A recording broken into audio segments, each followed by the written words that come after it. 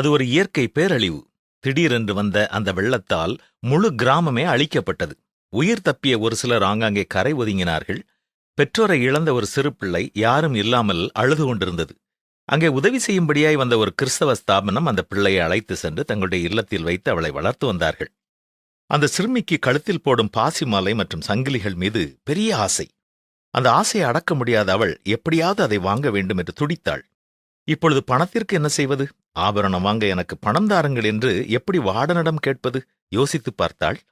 பின்னர் யாருக்கும் தெரியாமல் அங்கே வைக்கப்பட்டிருந்த கோதுமை மாவை கொஞ்சம் கொஞ்சமாக களவு செய்து தெருவில் பாசி மாலைகளை கொண்டு வரும் மனிதர்களிடம் கொடுத்து அவளுக்கு விருப்பமான பாசிகளையும் சங்கிலிகளையும் வாங்கினாள். அதை வெளியே அவளால் அணிந்து செல்ல முடியாவிட்டாலும் அதை சேர்த்து சேர்த்து வைத்து கொண்டே இருந்தாள். நாள் ஒன்று வந்தது. அவள் ஆண்டவராகிய இயேசு கிறிஸ்துவின் மேல் விசுவாசம் வைத்து அவருக்கு தன்னுடைய வாழ்க்கையை ஒப்புக் கொடுத்தாள்.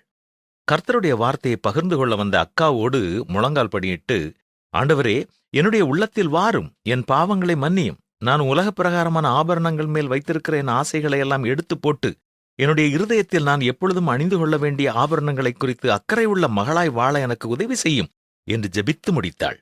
மட்டுமல்ல, விடுதி காப்பாளரிடம் உண்மையைச் சொல்லி தான் வைத்திருந்த அத்தனை பாசி மாலைகளையும் ஒப்படைத்தாள்.